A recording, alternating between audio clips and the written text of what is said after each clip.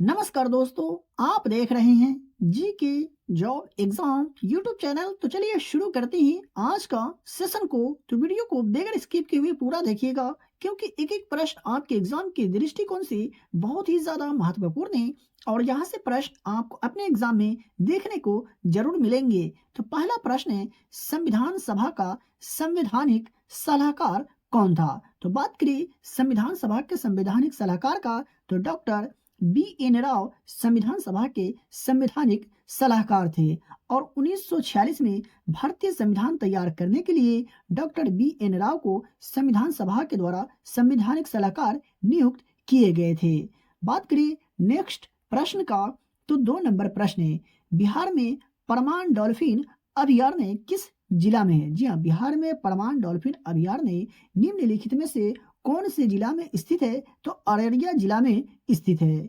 देख लेते हैं अगला प्रश्न को। तो 3 नंबर प्रश्न है, स्वतंत्र भारत 1947 के पहले मंत्रिमंडल में रेल और परिवहन मंत्री कौन थे? तो बात करें स्वतंत्र भारत के पहले मंत्रिमंडल में रेल और परिवहन मंत्री की, तो डॉक्टर जॉन मथाई पहले मंत्रिमंडल में रेल और परिवहन मंत्री थे। तो इसका सही जवाब होगा ऑप्शन नंबर ए। बात करिए अगला प्रश्न का, तो 4 नंबर प्रश्न है, निम्नलिखित में से कौन भारत के संविधान की संघ सूची के तहत एक विषय है? जी हाँ, निम्नलिखित में से कौन भारत के संविधान की संघ सूची के तहत एक विषय है? निम्नलिखित में से कौन सा? तो रेलवे जो है संविधान की संघ सूची के तहत एक विषय है और भारतीय संविधान की 7वीं अनुसूची में दी गई संघ सूची में कितने विषय हैं? तो 100 विषय हैं, ये भी आप याद रखिएगा। 5 नंबर प्रश्न की अगर बात करें, तो कौन सा शब्द भारतीय संविधान की प्रस्तावना में नहीं लिखा है? जी हाँ, निम्न में से कौन सा शब्द भारतीय संविधान की प्रस्तावना में नहीं लिखा हुआ है? तो राष्ट्र निरपेक्ष शब्द भारतीय संविधान की प्रस्तावना में नहीं लिखी गई है। वहीं बात करें ऑप्शन ए का, तो संप्रभु, समाजवादी और लोकतांत्रिक लिखी गई है, तो ये भी आप याद रखिएगा। और 6 नंबर प्रश्न का, तो जयानक ने कौन सी कृति की रचना की? जी हाँ, जयानक ने कौन सी कृति की रचना की थी? तो पृथ्वीराज विजय की रचना की थी जयानक ने। तो इसका सही जवाब की अगर बात करें, तो ऑप्शन नंबर ए इसका सही जवाब हो जाएगा। आप यहाँ तक आ गए, इसका मतलब आपको आज का क्लास का वीडियो पसंद आ रहा है। तो फिर सोच क्या रहे हैं, वीडियो को लाइक कर दीजिए और चैनल पर पहली बार विजिट कर रहे हैं तो चैनल को सब्सक्राइब करके बेल आइकन को प्रेस करिए और इस वीडियो को अपने दोस्तों और रिलेटिव में भी शेयर जरूर करें जो लोग बिहार एसएससी एग्जाम की तैयारी कर रहे हैं। तो 7 नंबर प्रश्न की अगर बात करें, तो दिल्ली का पहला सुल्तान कौन था? जी हाँ, दिल्ली का पहला सुल्तान निम्नलिखित में से कौन था? तो कुतुबुद्दीन ऐबक दिल्ली का पहला सुल्तान था जिसने 1206 से 1210 ईस्वी तक शासन किया था। देख लेते हैं अगला प्रश्न को। तो 8 नंबर प्रश्न की अगर बात करें, तो निम्नलिखित में से किसने दिल्ली में 1857 के विद्रोह का नेतृत्व किया था? जी हाँ, निम्नलिखित में से किसने दिल्ली में 1857 के विद्रोह का नेतृत्व किया था? तो बहादुर शाह द्वितीय और जनरल बख्त खान दिल्ली में 1857 के विद्रोह का नेतृत्व किया था। बढ़ते हैं दूसरे प्रश्न की ओर और देख लेते हैं 9 नंबर प्रश्न को। तो टाना भगत आंदोलन की शुरुआत कब हुई थी? जी हाँ, टाना भगत आंदोलन की शुरुआत कब हुई थी? तो अप्रैल 1914 में टाना भगत आंदोलन की शुरुआत हुई थी और इसे समाप्त कब हुआ? तो वर्ष 1919 में समाप्त हुआ था। तो ये आप याद रखिएगा। देख लेते हैं 10 नंबर प्रश्न को। तो इनमें से कौन सा समाचार पत्र पटना से प्रकाशित हुआ था? जी हाँ, निम्न में से कौन सा समाचार पत्र पटना से प्रकाशित हुआ था? द इंडियन नेशन समाचार पत्र पटना से प्रकाशित हुआ था और यह पहली बार वर्ष 1931 में प्रकाशित हुआ था। ये भी आप याद रखिएगा।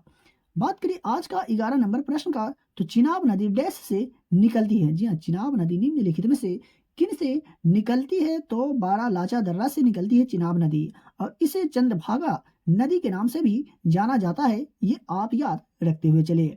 आपको कमेंट बॉक्स में कमेंट करके ये बताना है कि बिहार का शोक किस नदी को कहते हैं। 12 नंबर प्रश्न की अगर बात करें, तो इनमें से किन क्षेत्रों में लाल मिट्टी पाई जाती है? जी, निम्न में से कौन से राज्य है जिसमें लाल मिट्टी पाई जाती है? तो तमिलनाडु राज्य में लाल मिट्टी पाई जाती है और इसमें मौजूद लौह तत्व की उच्च मात्रा के कारण लाल मिट्टी का रंग लाल होता है। बढ़ते हैं दूसरे प्रश्न की ओर और देख लेते हैं 13 नंबर प्रश्न को।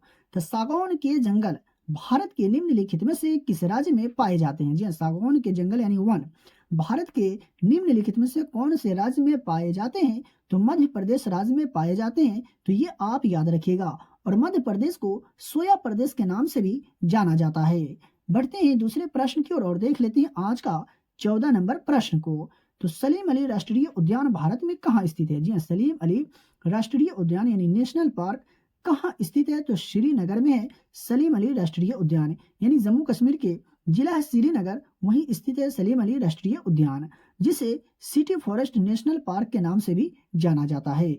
बढ़ते हैं आज के 15 नंबर प्रश्न की ओर। तो आज का 15 नंबर प्रश्न है, विश्व ओजोन दिवस कब मनाया जाता है? जी हाँ, विश्व ओजोन दिवस किस तिथि को मनाया जाता है, कब मनाया जाता है? तो 16 सितंबर को विश्व ओजोन दिवस हर वर्ष मनाया जाता है। बात करें आज का 16 नंबर प्रश्न का, तो धनवंतरी पुरस्कार किस क्षेत्र में दिया जाता है? जी हाँ, धनवंतरी पुरस्कार निम्नलिखित में से कौन से क्षेत्र में दिए जाते हैं? तो चिकित्सा के क्षेत्र में धनवंतरी पुरस्कार दिए जाते हैं।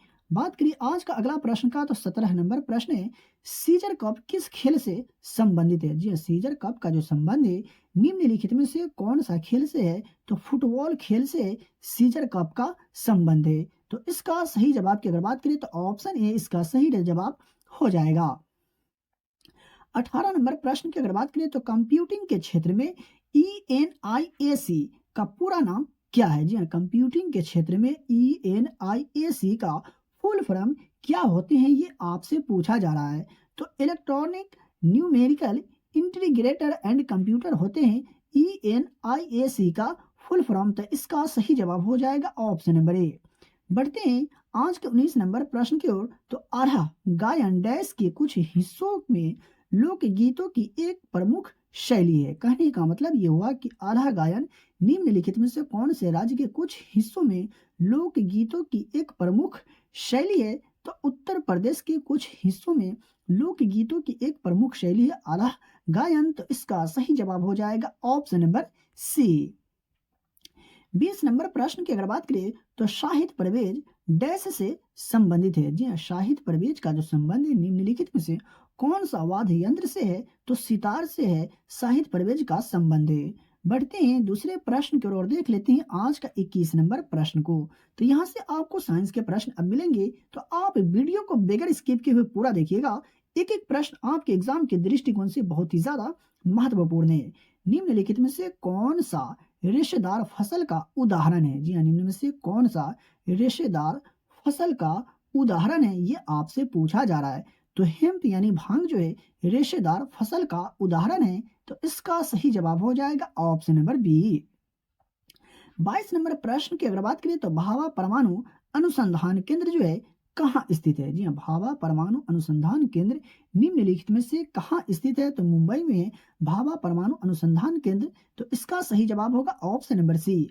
और बात करें इसकी स्थापना का, तो वर्ष 1954 में भाभा परमाणु अनुसंधान केंद्र की स्थापना की गई थी। फिर 30 नंबर प्रश्न का, तो चिप्स को ऑक्सीकृत होने से बचाने के लिए खाद्य पैकेजिंग उद्योग में किस गैस का उपयोग किया जाता है? जी हाँ, चिप्स को ऑक्सीकृत होने से बचाने के लिए खाद्य पैकेजिंग उद्योग में निम्नलिखित में से किस गैस का उपयोग किया जाता है? तो नाइट्रोजन गैस का उपयोग किया जाता है। और बात करें नाइट्रोजन गैस का, तो वायुमंडल में अधिक मात्रा में पाई जाने वाली गैस कौन है? तो नाइट्रोजन है।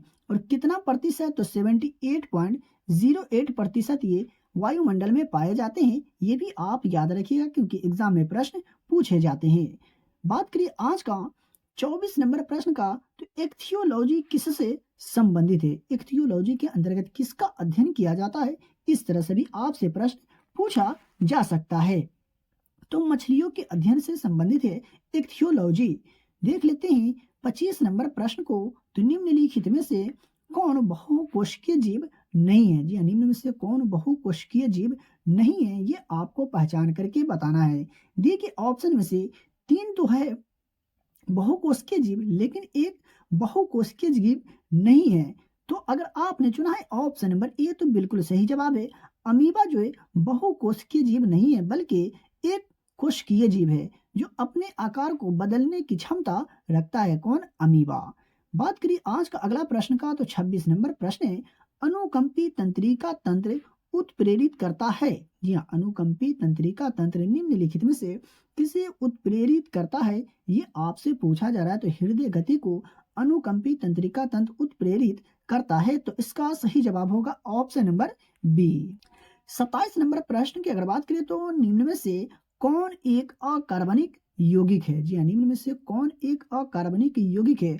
बहुत ही इजी प्रश्न है। मैं आशा करता हूं कि इस प्रश्न का आंसर आपको जरूर याद होगा। तो जल, जी हाँ, जल जो है एक अकार्बनिक यौगिक है। तो इसका सही जवाब होगा ऑप्शन नंबर बी। देख लेते हैं आज का 28 नंबर प्रश्न को। तो शुद्ध एनिलीन, जी हाँ, शुद्ध एनिलीन निम्नलिखित में से क्या है? तो शुद्ध एनिलीन की अगर बात करें तो रंगहीन तरल होते हैं शुद्ध एनिलीन। और बात करें इसके सूत्र का तो C6H5NH2 इसके रासायनिक सूत्र होते हैं।